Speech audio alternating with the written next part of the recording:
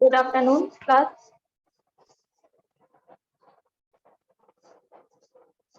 हम लोग आज हिंदी व्याकरण पढ़ेंगे। इसमें हम लोग का पहला चैप्टर था आपका भाषा, बोली, लिपि और व्याकरण, ये कंप्लीट हो गया है। ठीक है। सेकंड चैप्टर में आपको वर्ण विचार था बता दिया गया है। फिर है आपका थर्ड चैप्टर संधि। ठीक है। थर्ड चैप्टर आपका है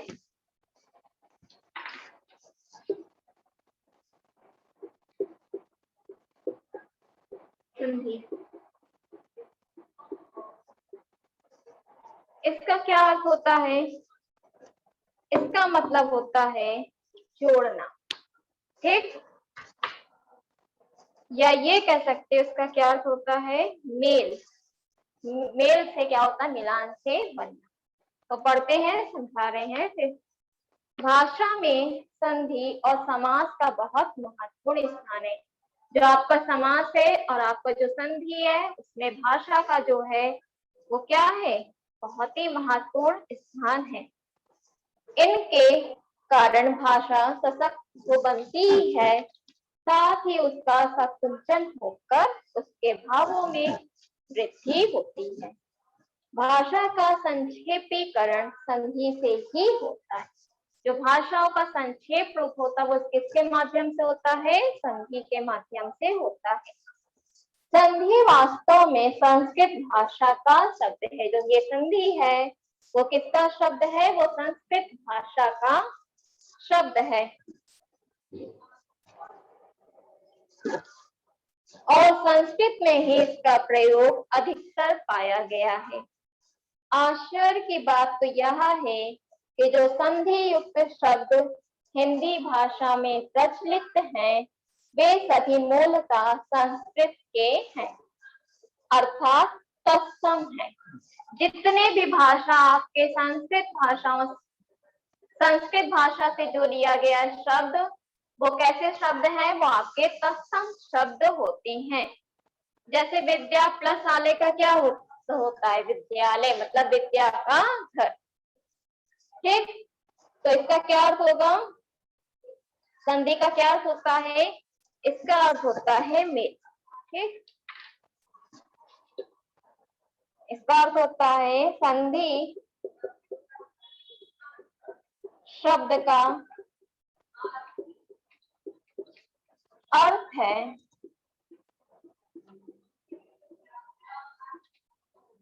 मेल।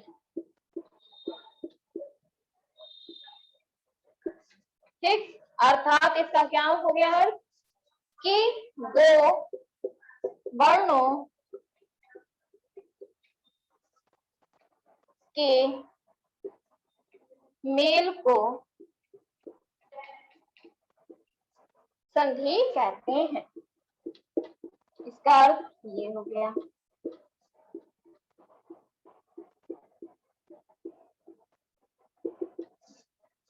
दो वर्णों के मेल को संधि कहते हैं। भाषा को एक प्रवाह में बोला जाता है। जो भाषा एक प्रवाह में बोली जाती हो जिसकी गति निश्चित रहती है। भाषा का प्रयोग यदि रुक रुक कर किया जाएगा तो उसकी सुंदरता तथा गंभीरता नष्ट हो जाती है। यहाँ पे क्या कहने का मतलब है कि अगर हम भाषा को रोक कर उसके जो प्रवाह है, जो एक तरीका है बोलने को, उसमें अगर बाधा होती है या किसी प्रकार की भी गति में अवरोध उत्पन्न होता है तो उसका कोई जो सुंदरता है वो नष्ट होती जाएगी, उसकी जो गंभीरता है वो नष्ट होती जाएगी और समझने में भी कठिनाइयां होती हैं। जब हम भाषा को प्रवाह में बोलते हैं तो शब्दों की ध्वनियां अलग अलग सुनाई नहीं देती, अपितु किसी नवीन ध्वनि, स्वर या वर्ण का रूप धारण कर लेती है। यही क्या कहलाती? हमारी संधि। मतलब जो भाषाओं को हम लोग रोक रोक कर या थोड़ा सा रोक कर या फिर किस तरह से उसका जो प्रवाह है उसमें हम कमी लाते हैं तो उसकी क्या होती है? उसकी गंभीरता और सुंदरता नष्ट होती जाती है। यदि हम उनमें अगर तेजपन लाएं या फिर बोलते जब भाषा को बोलते समय अलग अलग ध्वनि ना सुनाई देती है तो उसी को हम क्या कहते हैं, संधि कहलाती, जिसमें नवीन नवीन ध्वनि स्वर या वर्ण का रूप धारण कर लेती है। यहाँ तक समझ में आया? विग्रह अथवा विच्छेद क्या होता है? इसका अर्थ होता है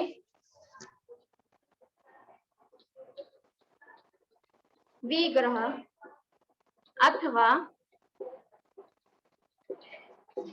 विच्छेद। तो इसका क्या अर्थ हो जाएगा आपका? इसका अर्थ हो जाएगा आपका कि संधि युक्त शब्दों को खोलकर जब अलग अलग किया जाता है, मतलब कि जो संधि से शब्द बनते हैं, संधि युक्त शब्दों को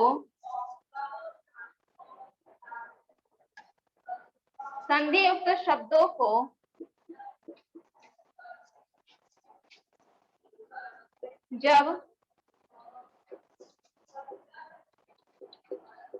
खोलकर अलग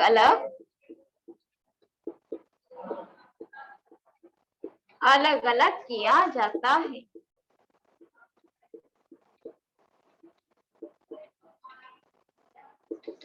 इसी को हम क्या कहते हैं? इसी को हम विग्रह अथवा विच्छेद कहते हैं। जो हमारे संधि युक्त शब्द होते हैं उन्हें हम क्या करते हैं? खोलकर जब अलग अलग कर दिया जाता है उसे विग्रह अथवा संधि विच्छेद कहते हैं। जैसे आपका क्या है, जैसे हमने लिखा विद्यालय, ये लिखा जाता है ना, क्या लिखा जाता है आपका? विद्यालय, पुस्तकालय, ठीक है। तो इसको जब हम अलग करेंगे तो क्या हो जाएगा आपका? विद्या प्लस आलय, यही हमारा कहलाता है संधि विच्छेद। ठीक, क्लियर है? अब इसके भेद भी होते, कितने भेद होते हैं आप इसके संधि के?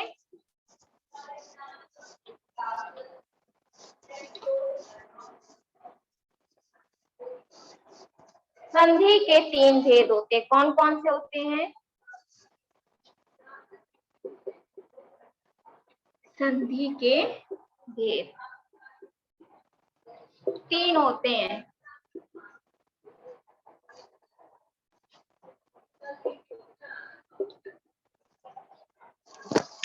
पहली होती आपकी संधि स्वर, जिस तरह आपके वर्णों के प्रकार होते हैं उसी तरह आपके संधि के स्वर संधि, व्यंजन संधि,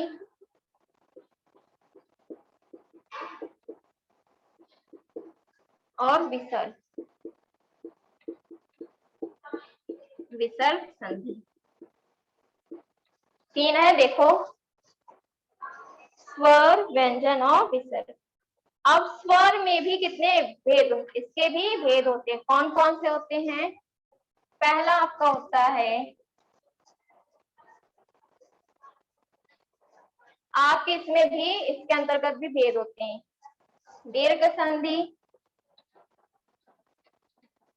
दूसरा होता है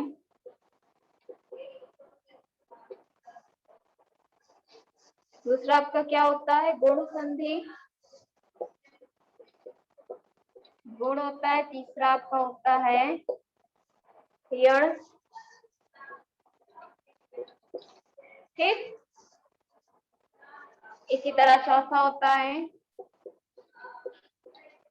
चौथा आपका हो जाता है अयादि,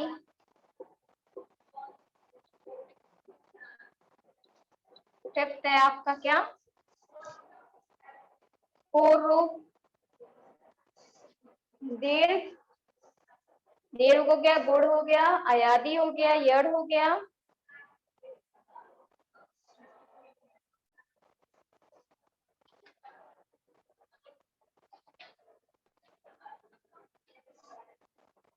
फिर आपका क्या हो गया इसके बाद?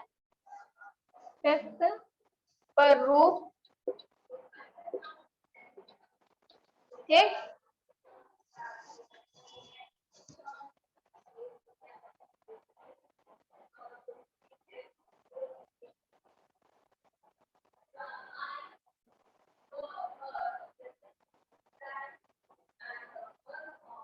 इसको अलग कर दो, ठीक है, इसको अलग कर दोगे।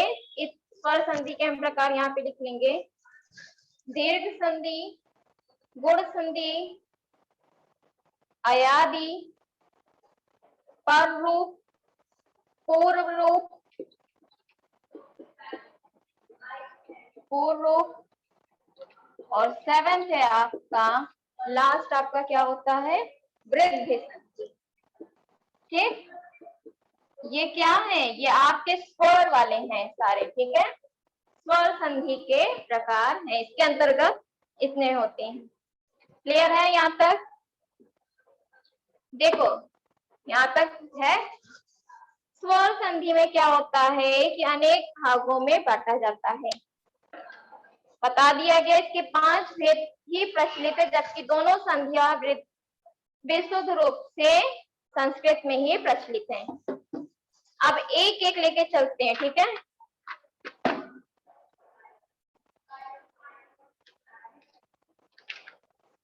जैसे दीर्घ संधि का एक एक लेके चल रहे हैं यहाँ से।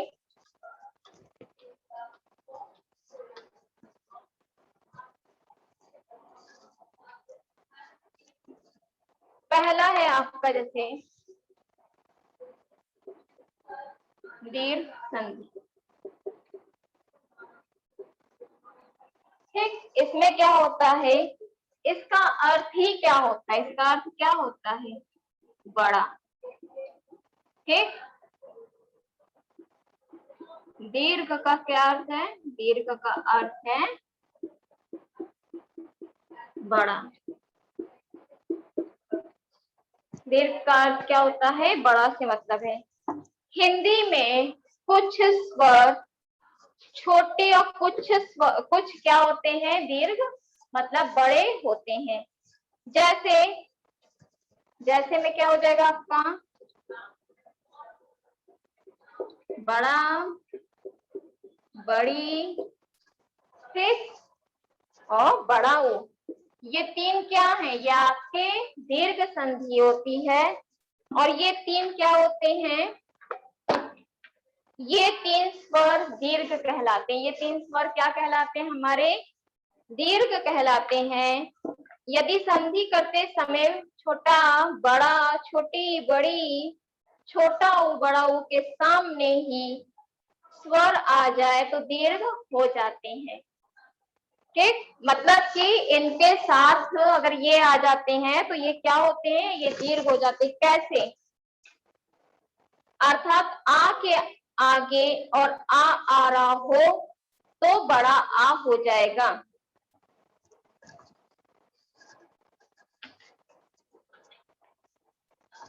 जैसे क्या होगा,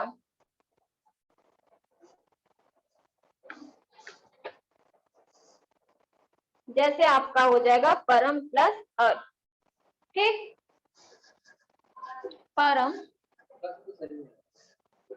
परम प्लस अर्थ, तो इसका क्या अर्थ हो जाएगा आपका, यहाँ पे देखो, यहाँ पर भी उच्चारण में छोटा आ रहा है, यहाँ पर भी छोटा आ रहा है, और यहाँ पे भी छोटा आ रहा है। तो ये दोनों क्या होगा, ऐड होगा। जब छोटा आ और छोटा आ ऐड होगा तो क्या हो जाएगा, बड़ा बनेगा। तो क्या बन जाएगा यहाँ पे, परमार्थ, ठीक, परमार्थ। इसी तरह और नेक्स्ट देखो, जैसे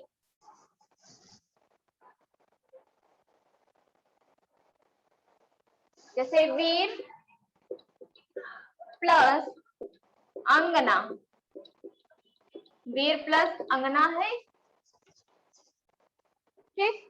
तो यहाँ पर भी देखो उच्चारण जब निकलेगा तो छोटा आ का निकल रहा है, और यहाँ पे भी छोटा आ है, तो क्या हो जाएगा, वीरांगना, ठीक है, वीरांगना। तो क्लियर, समझ में आ गया आप लोगों को कि दीर्घ संधि कैसे होगी, ऐसे, ठीक। इसी तरह आपका छोटा छोटा से बनेगा, इसके नियम कितने होते हैं? इसके नियम होते हैं, बता दे रहे हैं। पहला आपका होता है छोटा प्लस छोटा से क्या बनेगा? बड़ा। फिर सेकंड है आपका, सेकंड क्या हो जाएगा? नियम 2, छोटा प्लस बड़ा, तब क्या बनेगा? तब भी आपका बड़ा आ ही बनेगा। ठीक। फिर है आपका थर्ड, बड़ा आ प्लस छोटा। ठीक, तो ये क्या बनेगा? बड़ा। ये क्या है? ये नियम है दीर्घ संधि के। फिर है फोर्थ, बड़ा प्लस बड़ा क्या बन जाएगा? ये भी बड़ा आ ही बनेगा। ठीक। इसी तरह आपका है सिक्स, नहीं फिफ्थ, फिफ्थ आपका क्या है? छोटी प्लस छोटी क्या बनेगा? बड़ी। सिक्स है आपका छोटी प्लस बड़ी, बड़ी। सिक्स वाला नहीं दिख रहा, इधर लिख दे रहे हैं। सिक्स है आपका छोटी प्लस बड़ी क्या बन जाएगा? बड़ी। सेवेंथ है आपका बड़ी प्लस छोटी बनेगा बड़ी। सेवेंथ है बड़ी प्लस बड़ी क्या बन जाएगा आपका? दिख रहा है? ठीक, ये नियम है। अभी 9 नियम है, कितने हो गए? एक हो गया आपका, 2 3 4 5 6, ये 7 होगा। ठीक है, ये 7 है, ये 8, तो 9 आपका क्या बनता है?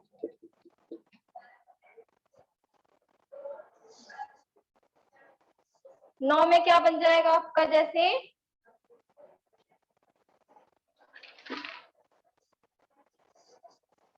इसी तरह ही बनेगा, छोटा ऊ प्लस बड़ा ऊ, बड़ा ऊ।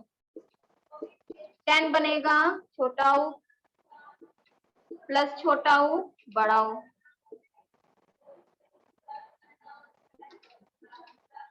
10 11 बनेगा आपका बड़ा ऊ प्लस छोटा ऊ, बड़ा ऊ। और 12 बनेगा बड़ा ऊ प्लस बड़ा ऊ। दीर्घ ही बनेगा, इतना जानिएगा। दीर्घ मतलब बड़ा होता है, बड़ा ही बनेगा। तो ये आपके दीर्घ संधि के क्या है? एग्जाम्पल हो गए। ठीक, नियम इसी से, एग्जाम्पल से जो मैंने बताया उसी तरह होगा। नेक्स्ट है आपका गुण संधि।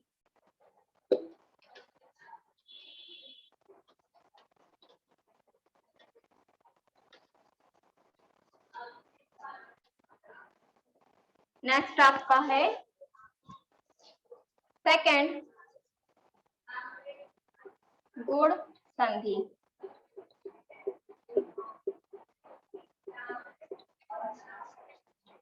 ठीक, इसमें भी नियम ही चलता है आपका।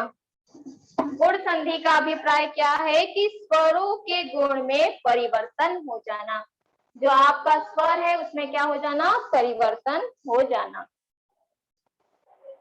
अर्थात छोटा या बड़ा स्वरों के बाद यदि ह्रस्व स्वर या दीर्घ छोटी ई, बड़ी छोटी ई, ऊ या री स्वर आते हैं तो दोनों स्वर मिलकर क्रमशः ए, ओ तथा अर हो जाते हैं। गुण का अर्थ क्या होता है? वृद्धि या परिवर्तन। इसका क्या अर्थ होता है? इसका अर्थ होता है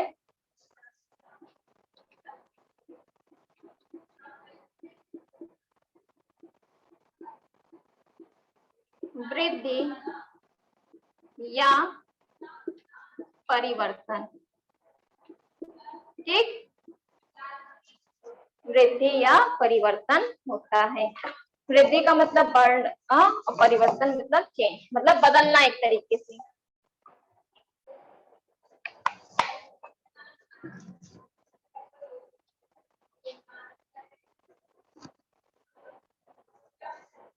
इसका अर्थ क्या हो गया? बदलना। किसका? वृद्धि या गुण का अर्थ है वृद्धि या परिवर्तन। नेक्स्ट चल रहे हैं अब। इसके भी नियम क्या है?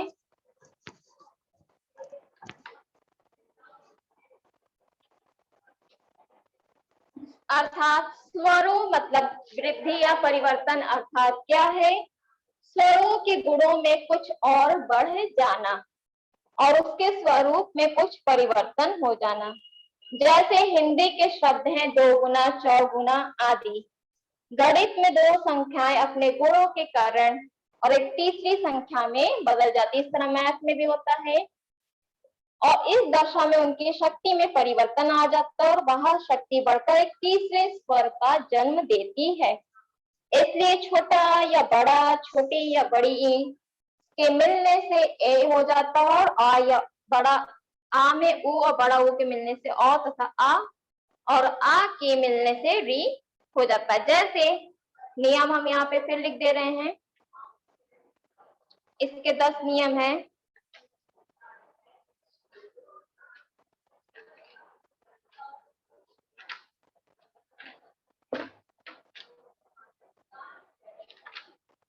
गुण संधि का नियम क्या है?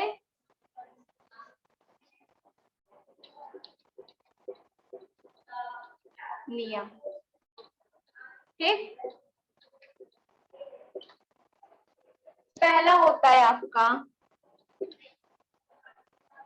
पहला क्या हो जाएगा आपका?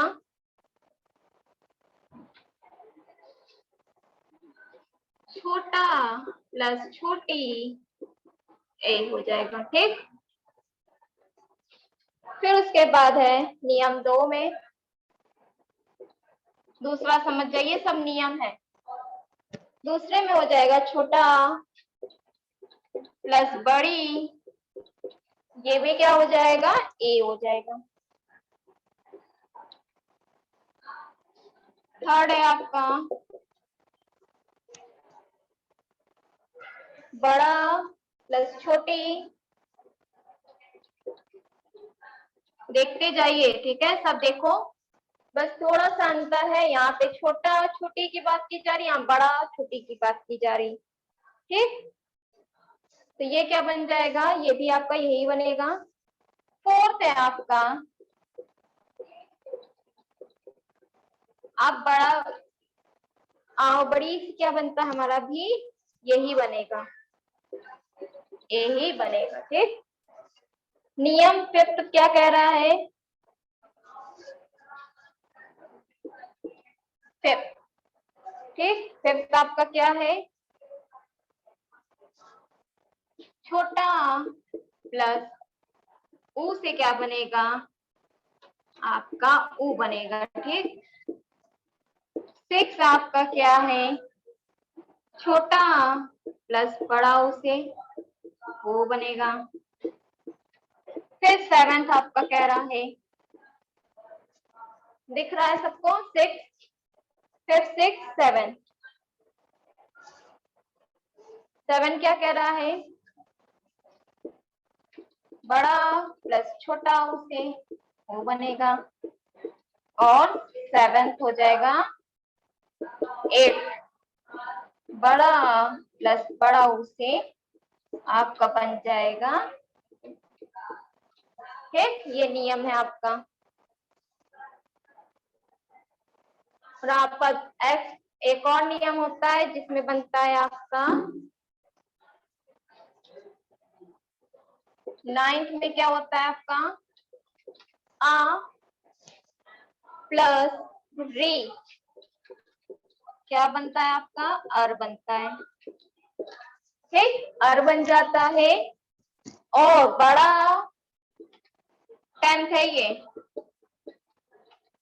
10th बड़ा प्लस री इसी तरह आपका अर बन जाता है। ठीक, तो यही इसी तरह आपके नियम चलते रहते हैं सभी का। इसी तरह आपका वृद्धि संधि का भी होता है, उसमें बड़ा एक ही बात की जाती है और किससे बनता है, छोटा और छोटे ए से। ठीक, क्लियर है यहाँ तक। और ये बुक पेज नंबर 54 55 पे सारे नियम दिए गए इसी तरह। तो इसी तरह आपके गुण के हो गए हैं, ठीक है, वृद्धि के हो जाएंगे। यड़ संधि वृद्धि में आपका यहाँ पे जैसे ए लिखा है तो आपका यहाँ पे बड़ा ए की बात की जाएगी, अ की बात की जाएगी, ऐनक वाले, ठीक है, ऐनक वाली बात की जाएगी, उसी पे हो जाएगा। फिर आपका उसी तरह पूरा उसी तरह बनेगा, छोटा ए हो जाएगा, इसी तरह बनेगा। यड़ संधि में क्या होता है, आपका नियम बदल जाता है। ठीक है, नियम क्या बदलेगा आपका कि जैसे अभी तक हम लोग ए और ए के बारे में पढ़ रहे थे, इसमें नियम क्या बदलेगा कि यदि प्लस अपी, इन शब्दों में क्या है, यदि के अंत में हास्य स्वर ई आ रहा है और उसके बाद वाले शब्दों के शुरू में छोटा आ रही है, यानी ई के बाद कोई भी स्वर आ रहा है। अतः यदि वाले ई का या हो जाएगा। इस समीकरण को इस प्रकार समझेंगे, किस तरह हम बता दे रहे हैं। आपका जो ये है वृद्धि संधि, यहाँ तक नियम ऐसे ही चलेगा। आपका नियम यहाँ तक ऐसे ही चलेगा वृद्धि संधि तक। यण संधि की हम बात बता रहे हैं।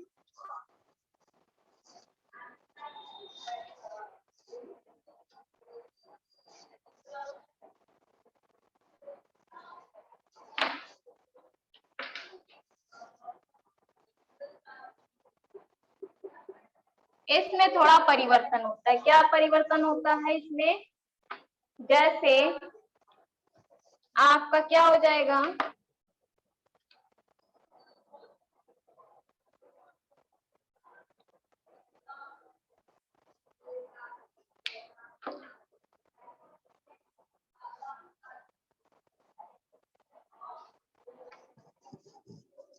जैसे इसमें होता है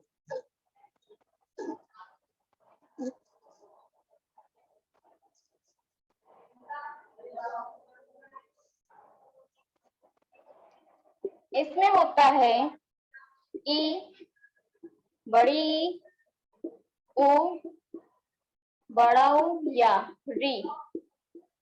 ठीक, के बाद क्या होगा आपका, यदि कोई अन्य स्वर आ जाए तो ई बड़ी का या हो जाएगा और उ और बड़ा ऊ का वा हो जाएगा। ठीक, तथा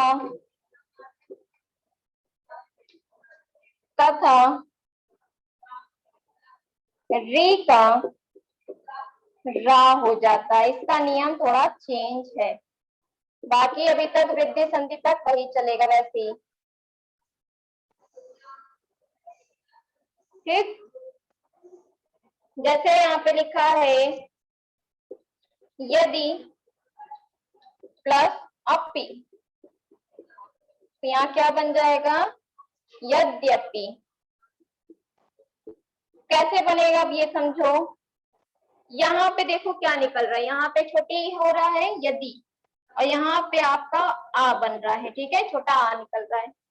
तो इससे क्या बन रहा है, इससे आपका बन रहा है या। यहाँ पे नियम क्या कहा गया, ई का क्या हो जाएगा, या कहा जा रहा है ना। यहाँ पे अन्य स्वर की बात की जा रही है कि नहीं।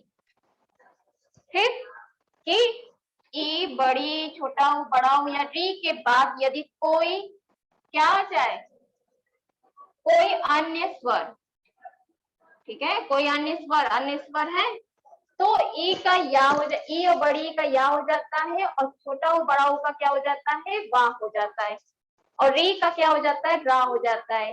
इसीलिए यहाँ पे देखो छोटी और छोटा से आपका या निकल रहा है, इसका मतलब यद्यपि। तो यहाँ तक क्लियर है। सिर्फ देखो नियम वही चल रहा है सब में कि छोटा बड़ा से बड़ा बनेगा, छोटा वो बड़ा से क्या बनेगा, वो बनेगा, ए बनेगा, इसी तरह। लेकिन इसमें थोड़ा सा क्या है कि इनके बाद अन्य स्वर का चेंज हो जाता है या और वा में। ठीक, तो यड़ संधि यही है। इसी तरह आपका अयादी संधि है। ठीक, इसी तरह अयादी संधि हो जाएगा। अब हम लोग नेक्स्ट क्लास में हम लोग व्यंजन के बारे में पढ़ेंगे। ठीक है, आपका जो है कौन सी संधि कंप्लीट हुई है, आपकी स्वर संधि।